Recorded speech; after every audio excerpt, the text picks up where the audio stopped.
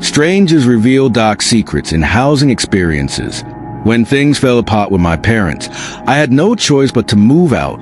I was in a rough spot, both emotionally and financially, and my living situation was unstable.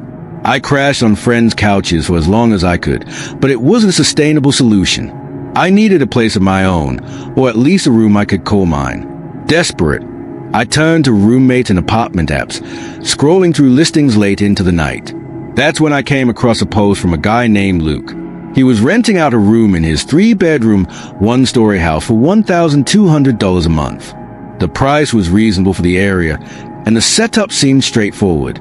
Luke would be both my landlord and roommate, though he mentioned in the ad that he'd often be away, leaving the renter with a house to themselves most of the time. He also laid out some ground rules in all caps: no parties, no large gatherings, no drinking in the living room, and no use of the basement. It all seemed pretty standard, so I decided to check it out. I went to see the house and meet Luke in person. The moment he opened the door, I got a vibe that he was a bit reclusive, quiet, awkward, and visibly nervous. His voice shook as he showed me around, and he stuttered a bit as he explained the layout. The bedroom was a decent size, and the house had an open floor plan, with the kitchen, living room, and dining room all connected. For $1,000 a month in my area, it was a steal. He reiterated the rules, especially emphasizing that I couldn't go into the attic or basement. They were strictly for storage. Fair enough, I thought. On the spot, I told him I was interested. We shook hands, and 2 days later, I moved in. There was no lease or contract. It was just a month-to-month, cash-under-the-table arrangement. I settled in quickly. The room was already furnished with a bed and basic furniture, so all I had to do was hang up some decor and unpack my clothes. Thankfully, the bedroom had a lock, and Luke gave me the key, which I took as a nice gesture. At first, things seemed fine. Luke never told me what he did for work, just that he'd often be out, but I soon realized that wasn't true.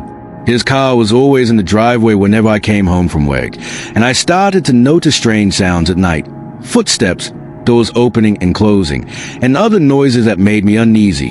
One night, around 2 a.m., I got up to use a bathroom and noticed the basement door was open. I peeked down the stairs and saw a dim light coming from a far corner.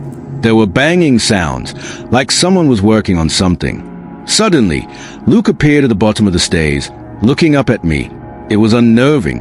His expression was annoyed, almost angry. I apologized, saying I was just going to the bathroom. He snapped, shut the basement door, and I quickly obeyed, feeling completely creeped out. About a week later, I came home and found my bedroom door unlocked.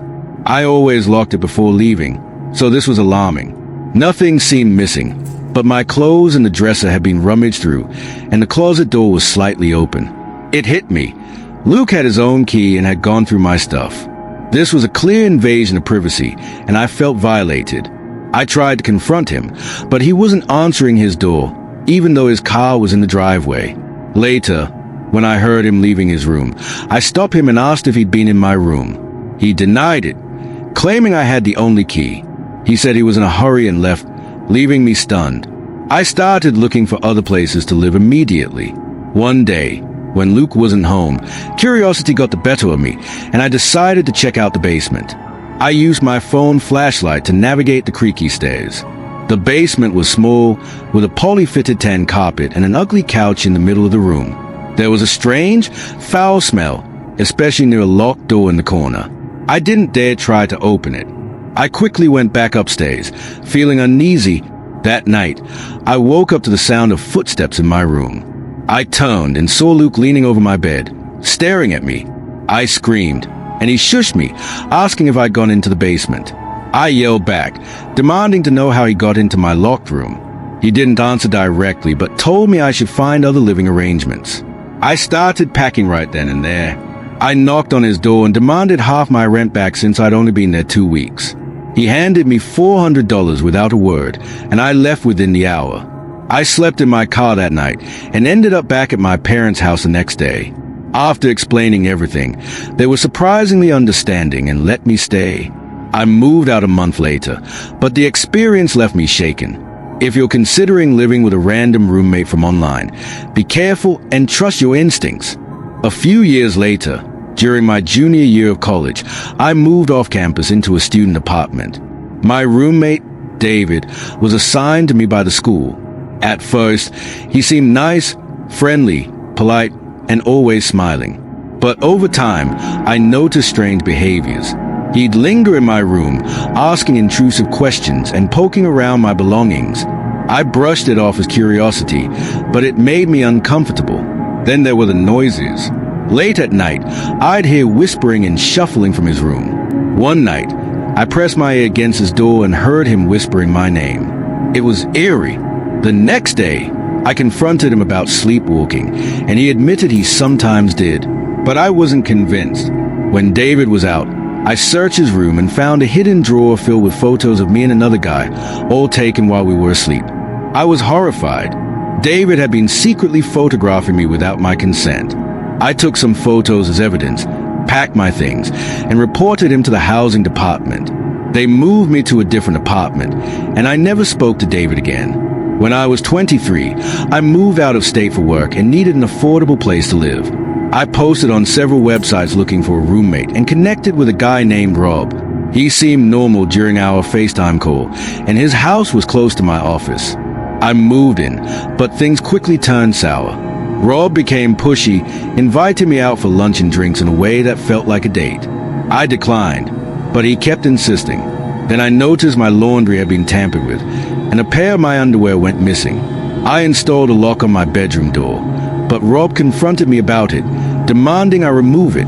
One day, a girl showed up at the door and warned me about Rob. She said he had multiple restraining orders against him and was known to be dangerous. I was terrified. I found a new place and told Rob I had to move out due to a family emergency. He seemed suspicious but agreed to refund my rent. The night before I left, I woke up to find Rob sitting on the edge of my bed. He tried to reassure me, but when he started caressing my leg, I bolted out of the house and called the police.